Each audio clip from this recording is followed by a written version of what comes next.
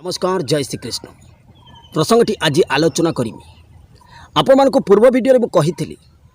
जे पद पदवी पर बसी कर्मचारी ऑलरेडी सावधान हो जावा दरकार से निजर स्वास्थ्यगत बा हेल्थ कारण इश्यू पाई रिजाइन दो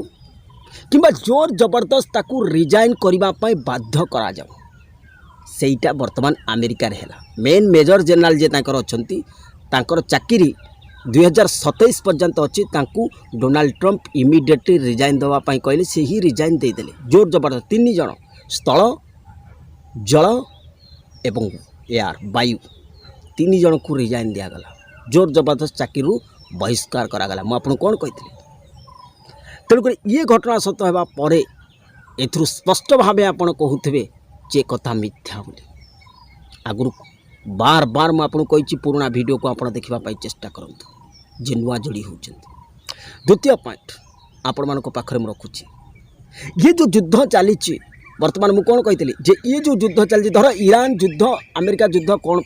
कौन कारणवशत समाधान कि बंद हो गला किंतु अमेरिका चुप बसबे अमेरिका कोलंबिया पर अटैक करदे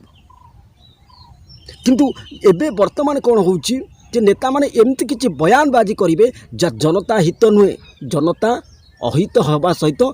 विश्व रे अमंगल हेबो आपण देखंतु ट्रंप प्रति घंटारे प्रति सेकेंड स्टेटमेंट बदलुचंती केतबेले कहउचंती परमाणु युद्ध करदेबे केतबेले कहउचंती आमे युद्ध शांति ईरान सहित कथबार्ता चली केतबेले कहउचंती स्टेट ऑफ हॉर्मुज देकी ईरान आमको 20टा जहाज छाड़ी सम्मान सहित यही भाव बयान आसीबो ये मीडिया जो खबर देखौची स्लो डाउन हवा आरंभ करिवो एबे देखंतु स्लो डाउन होची मु कोन कहली एशिया महादेश हाइलाइट ऊपर रहिबो पुणी अथच ईरान अमेरिका मध्य जदि युद्ध बंद जाए चीन ताइवान मध्य नहीं पारे भारत पाकिस्तान मध्य नहीं पारे हाइलाइट अथच कोरिया कोरिया मध्य युद्ध हो पारे तेणुक ये जो परिस्थिति वर्तमान होची आपको पूर्व वीडियो कही जे इंटरनेट प्रोब्लेम हेब कहीं हेब ईरान जो कही माइक्रोसॉफ्ट गूगल तापर अटैक करने ताहा आज ही करके देखला खाली अमेरिका से नुह अमेरिका मध्य ईरान गोटे विराट ब्रिज झूला पोल अच्छी जार दाम खर्च होता 37,000 कोटी टंका ताकू मध्य उड़ेदेला वर्तमान ईरान रक्तमुखा ईरान जबरदस्त रिटालिएट करिवो आहुरी भी मध्य रिटालिएट करिवो अमेरिका बेस को समस्त को टार्गेट करने सहित अमेरिका जो बड़ बड़ माने नेट कंपनी अच्छी 18टी जो नेटिंग कंपनी अच्छी बड़ बड़ कंपनी ताकू मध्य टार्गेट करने आरंभ करिवो यस डेफिनेटली करिवो आ सबुठारु बेसी प्रभावित हबो यूके दुबई कतार साउथ अरब ओमान ये सब अंचल प्रभावित हेब ही हेब तेणुक ये जो सिनारियो वर्तमान एठी अच्छी परिस्थिति अच्छी परिस्थिति भयानक रूप में अच्छी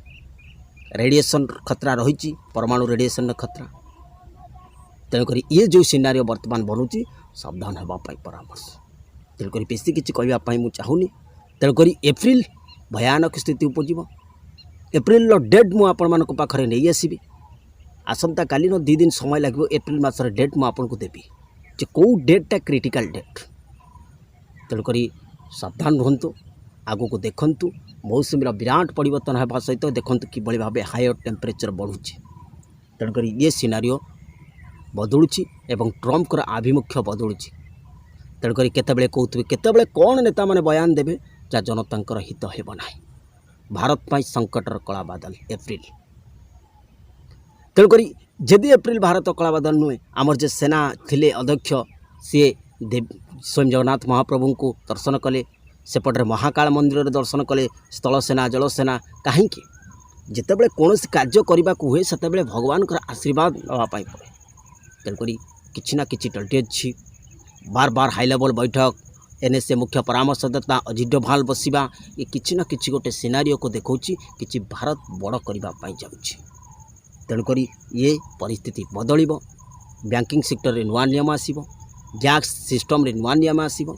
सरकार नुआ नियम आनिबे जनता को ग्रहण करेंगे विरोध करेंगे ये सब परिस्थिति वर्तमान देखापी आप पाइबे विशेषकर एप्रिल मासरे